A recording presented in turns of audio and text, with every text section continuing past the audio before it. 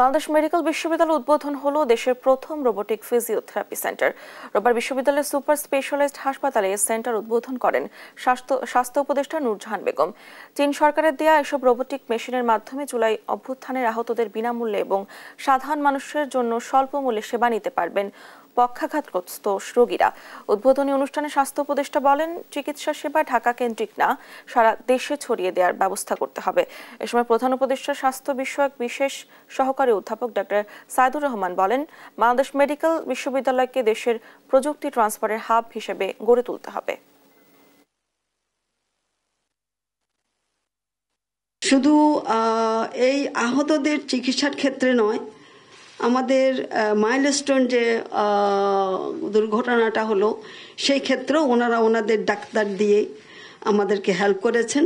আমাদেরকে যদি 10-15টা রোবট তোমরা দিতে পারো তাহলে আমাদের এটা আমরা একটা কিছু সেন্টার শুরু করতে পারি।